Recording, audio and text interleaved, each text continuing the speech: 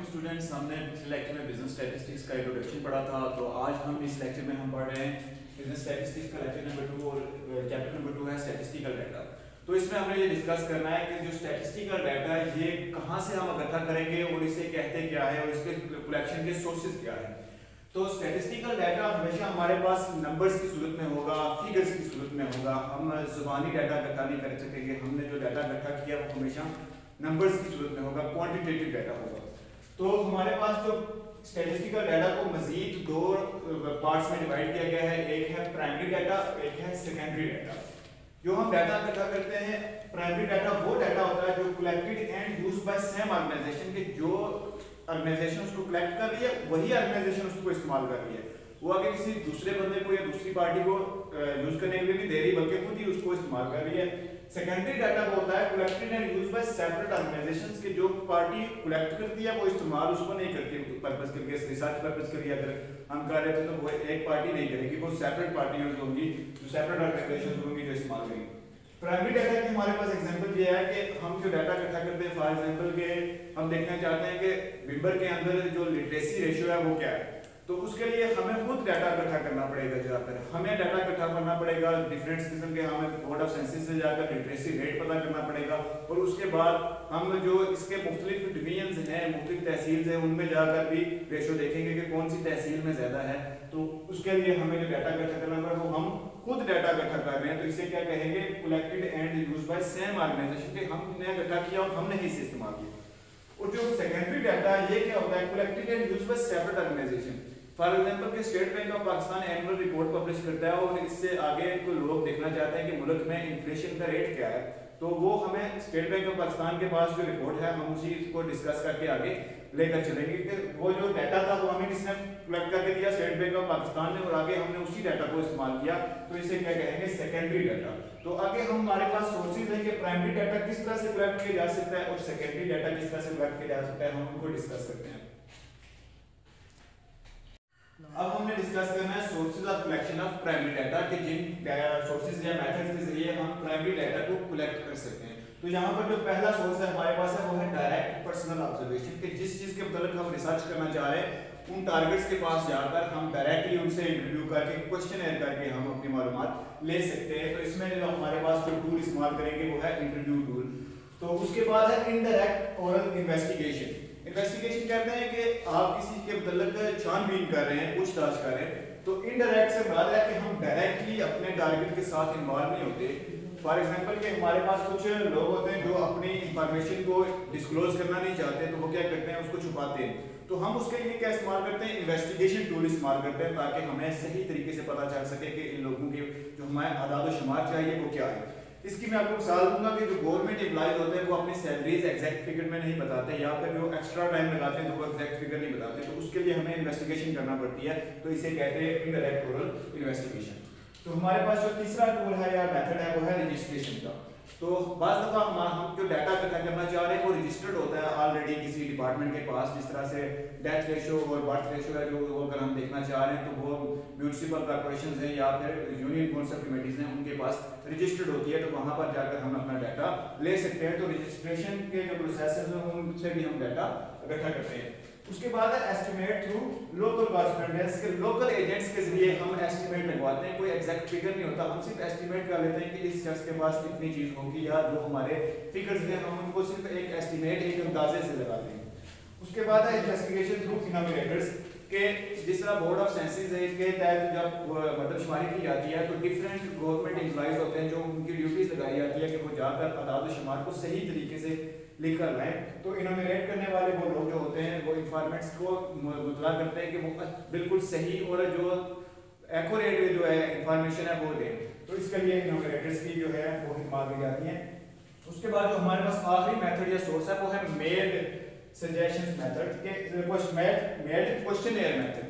तो made questionnaire में क्या होता है कि हम डायरेक्टली किसी से इंटरव्यू नहीं करते, बल्कि अगर हम ये चाह रहे हैं कि पाकिस्तान में बैठकर अमेरिका में या इंग्लैंड में किसी से हम डाटा लेना चाह रहे हैं तो हम मेल के जरिए या लेटर के जरिए लेंगे। तो अभी हम इलेक्ट्रॉनिक मेल को भी इसमें शामिल कर लेंगे, जिसमें हम डायरेक्टली ओरली नहीं ले रहे बल्कि रिटन फॉर्म में हम यहाँ से लिखकर डाटा उधर भेज रहे हैं और वहाँ से लिखकर डाटा हमें मौसूल हो रहा है, तो इसे कहते हैं मेल क्वेश्चनेयर मेथड। तो हम दोबारा रिपीट कर लेते हैं कि प्राइमरी डाटा के जो सोर्सेज हैं, जो मेथड्स हैं हमारे पास डाटा कलेक्शन के, वो डायरेक्ट पर्सनल ऑब्जर्वेशन, हम डायरेक्टली अपने टारगेट के साथ इंटरव्यू करके फाइंड करते हैं, इंफॉर्मेशन लेते हैं। इनडायरेक्ट ओरल इन्वेस्टिगेशन के हम अपने टारगेट के साथ डायरेक्टली इन्वॉल्व नहीं होते, बल्कि उससे इनडायरेक्टली दूसरों के जरिए, थर्ड पार्टी के जरिए हम अपना डाटा इकट्ठा करते हैं। उसके बाद है रजिस्ट्रेशन के, रजिस्ट्रेशन जो ऑफिशियल होते हैं, ऑफिस होते हैं, वहाँ से हम अपना डाटा लेते हैं। फिर है एस्टिमेट्स थ्रू लोकल कॉरेस्पोंडेंट्स के, हम लोकल एजेंट्स के जरिए एस्टिमेट लगवा लेते हैं उस चीज़ का कि ये जिनका पास्ट एक्सपीरियंस हो सेम फील्ड के अंदर, तो हम उससे एस्टिमेट लगवा लेते हैं कि कितने एस्टिमेट्स में हमारे फिगर्स आएंगे। तो इन्वेस्टिगेशन थ्रू इनोमिनेटर्स कि जो लोग हमारे पास इनोमिनेटर्स हैं, हम उनकी हिम्मत लेकर जो क्लासीफाई करते हैं डाटा को सही तरीके से, उसे हम क्या कहते हैं, इन्वेस्टिगेशन थ्रू इनोमिनेटर्स। उसके बाद है मेल क्वेश्चन एंड मेथड, जब हम डायरेक्टली इन्वॉल्व नहीं होते बंदे के साथ, ओरल डिस्कशन नहीं कर रहे, हम क्या कर रहे हैं रिटर्न फॉर्म में लेटर के जरिए, इलेक्ट्रॉनिक मेल के जरिए जब हम डाटा इकट्ठा कर रहे हैं या क्वेश्चन कर रहे हैं, तो उसे हम क्या कहते हैं, मेल क्वेश्चन एंड मेथड। तो ये चंद सोर्सेज थे किसके, कलेक्शन ऑफ डाटा के, वो भी प्राइमरी डाटा के। तो अब हम करते हैं सेकेंडरी डाटा के मतलब। हमने प्राइमरी डाटा के कलेक्शन सोर्सेज के बारे में पढ़ा, मेथड्स के बारे में पढ़ा, तो अब हम पढ़ेंगे सेकेंडरी डाटा के मतलब, जिसमें जो data collect and use by separate organisation होता है, सेम ऑर्गेनाइजेशन कलेक्ट और यूज नहीं करती। और पहला जो इसका सोर्सेज है वो है official sources, federal bureau of statistics, FBS इसे कहते हैं।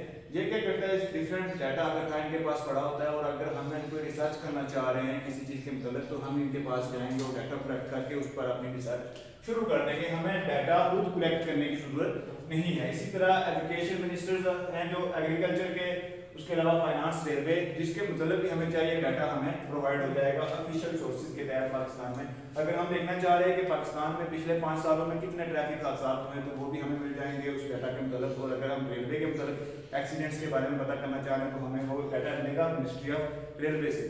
तो सेकंड हमारे पास जो है वो सोर्स वो है semi official source.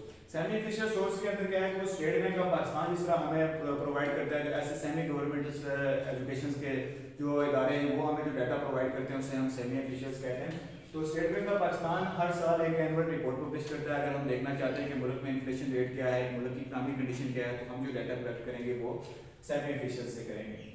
Private source क्या है, चैम्बर ऑफ कॉमर्स से हमें जो डाटा मिलेगा और ट्रेड एसोसिएशन से, डिफरेंट से, मार्केट कमेटी से हमें जो डाटा मिलेगा वो प्राइवेटली कलेक्ट किया जाता है, तो इसे कहते हैं प्राइवेट सोर्स के तहत जो डाटा बैठा होता है इसे सेकेंडरी डाटा का सोर्स समझा जाता है। टेक्निकल एंड ट्रेड लेवल, अगर हम किसी ऑर्गेनाइजेशन का डाटा इकट्ठा करना चाह रहे हैं, उस पर रिसर्च करना चाह रहे हैं, तो हम उसके जर्नल को, यानी कि जो अकाउंटिंग में हम जर्नल बनाते हैं, ये उसी जर्नल की बात हो रही है, उस ऑर्गेनाइजेशन के हम जर्नल को देखकर, उसके अकाउंटिंग रजिस्टर्स को देखकर हम उसमें से डाटा कलेक्ट कर लेंगे।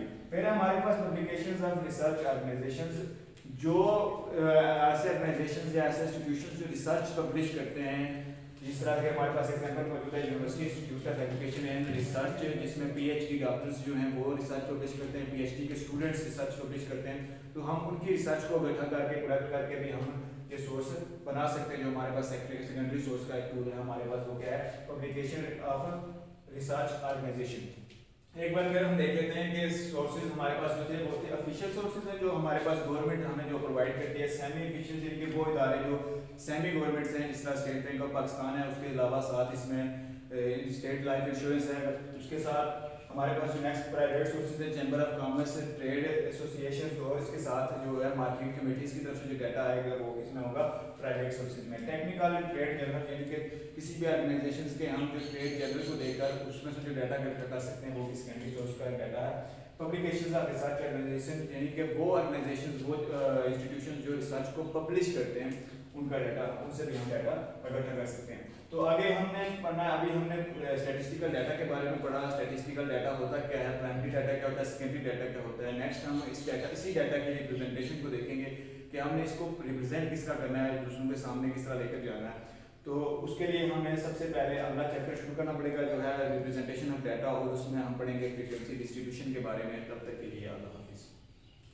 बच्चा सुनते हैं तो अब हम पढ़ेंगे रिप्रेजेंटेशन ऑफ डाटा, और उसमें सबसे पहले हम देखेंगे फ्रीक्वेंसी डिस्ट्रीब्यूशन के बारे में। तो उसको हम क्वेश्चन लिख लेते हैं और उसके बाद उसको सॉल्व करते हैं।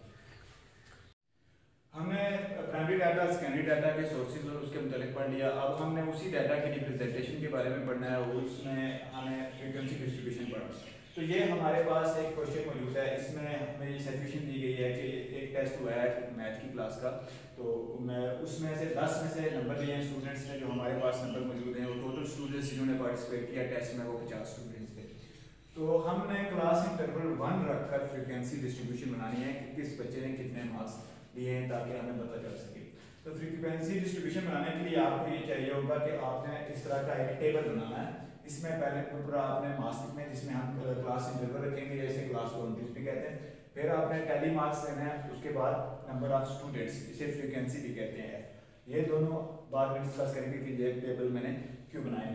तो सबसे पहले आप क्लास इंटरवल लेकर चलते हैं कि हम जो हमें क्लास इंटरवल दिया गया है वो है 1।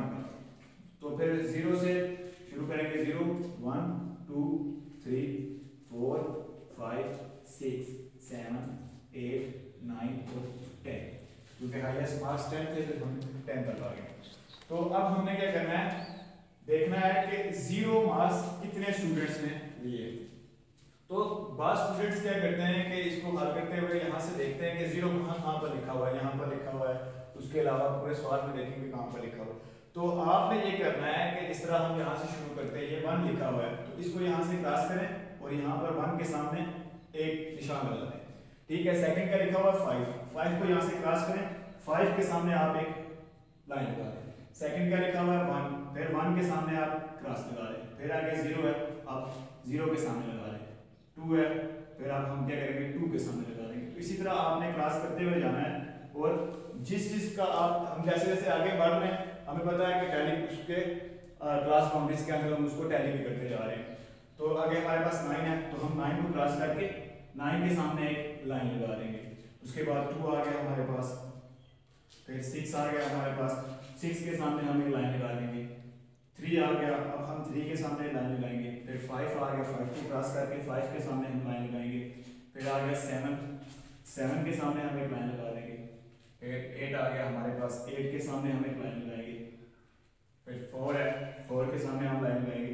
अगर आप देखना शुरू कर दें कि 0 के सामने हम पूरे सवाल में से ढूंढे तो मुश्किल होगी, इसमें आपकी गलती का चांस बहुत ज्यादा है। तो आपने क्या करना है, इस तरह क्रॉस करते जाएं शुरू से, और जहां जहां पर आता है आप उसको डिनोट करते जाएं। तो हमने 4 तक कर लिया था, उसके बाद 6 को क्रॉस किया, और 6 के सामने ऑलरेडी हम पहले लिखा हुआ है, 8 को क्रॉस किया, और उसके बाद 8 के सामने, फिर 9 को क्रॉस करके उसके सामने, उसके बाद 10 को क्रॉस करके हम 10 के सामने एक लिखेंगे, 9 के सामने अगेन। हमने इन सबको टैली कर लिया। अब ये आपने ये बात याद रखनी है कि जब हमारे पास ये 4 पूरे हो जाएंगे, हमने 4 बार टैली कर लिया है, तो 5वीं बार जब हम उसको अगेन यूनिट आएगा तो हम एक्स्ट्रा इसके साथ ही लिखेंगे, बल्कि एक सेट बनाएंगे 5 का। इस तरह से ये सेट बनाने का क्या मकसद होता है, ये मकसद होता है कि हम काउंटिंग में इजी रहते हैं। अब हम ये टैली मार्क्स को हमने कर लिए हैं, इनके सामने नंबर ऑफ स्टूडेंट्स लिखते हैं। ये जितने फिगर्स हमने यहाँ पर लिखे हैं उतने यहाँ पर इनको काउंट करके लिख लेंगे। पहले हमारे पास है 2, उसके बाद अगेन 2, फिर हमारे पास 4। अब देखें यहाँ पर ये 5, ये दरम्यान से लाइन लगी हुई है, तो ये क्या है 5। ये हमारे पास एक सेट बना हुआ है 5 और 3 8। हमें इजीली पता चल गया कि ये 5 और ये 3 है, तो कितने हो गए हमारे पास फ्रीक्वेंसी आ रही है, वो है 8। उसके बाद 5 5 10, फिर 5 से 6, फिर यहाँ पर 4, फिर 3 5 और 1। तो ये हमारे पास नंबर ऑफ स्टूडेंट्स आ चुके हैं। अगर हम इनका टोटल करें तो ये टोटल और ये नंबर सारे बराबर होंगे। तो अब हम देखें कि ये बनाने का मकसद क्या था फ्रीक्वेंसी डिस्ट्रीब्यूशन का। अब ये सामने अगर किसी बंदे ऐसे बंदे के सामने रखते हैं ये टेबल, जो उसको नहीं पता स्टैटिस्टिक्स का, तो हम ये कहते हैं कि ये 2 जो बच्चे हैं उन्होंने 0 मार्क्स लिए।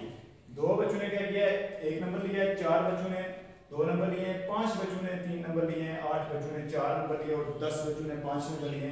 तो ये बहुत अंदाजा लगा सकता है कि क्लास की क्या रूटीन है, वो किस तरह की तरफ जा रही है, क्या वो अच्छी क्लास है, उनके सब्जेक्ट की तैयारी कैसी है। तो ये फ्रीक्वेंसी डिस्ट्रीब्यूशन से हमें पता चला है। तो इसके साथ हमने एक और बात डिस्कस करेंगे, जो है वैलिडिटी फ्रीक्वेंसी। वैलिडिटी फ्रीक्वेंसी क्या है, हमने ये जो हमने नंबर ऑफ स्टूडेंट्स फाइंड किए हैं, इन्हें हम फ्रीक्वेंसी भी कहते हैं। यहाँ पर मैं लिख भी देता हूँ।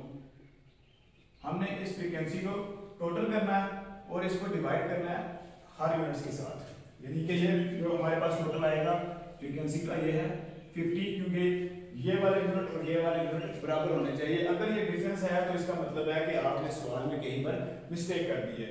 तो हमारे पास ये 50 आ रहा है और ये 50 हमारे पास यूनिट बचे मौजूद थे, तो हमें पता चल गया ये फ्रीक्वेंसी सही है।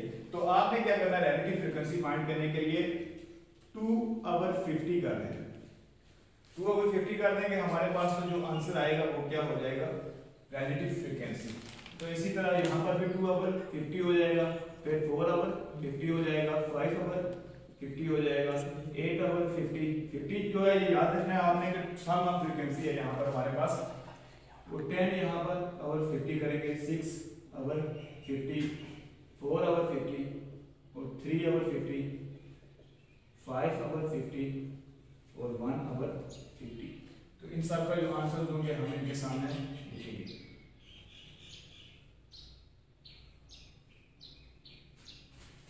रिलेटिव फ्रीक्वेंसी फाइंड करने का हमारे पास क्या तरीका था कि जो फ्रीक्वेंसी हमारे पास गिवन है 2 सम ऑफ फ्रीक्वेंसी हम कर देंगे, जो 50 हमारे पास आया था 2/50, फिर हमारे पास 2/50, 4/50 और इनका जो हमारे पास सम आया 0.04, 0.04 और इन सब को अगर हम प्लस करें तो ये 1 आना चाहिए। ये इसके सही होने की गारंटी है कि आपने जो क्वेश्चन किया वो सही किया है।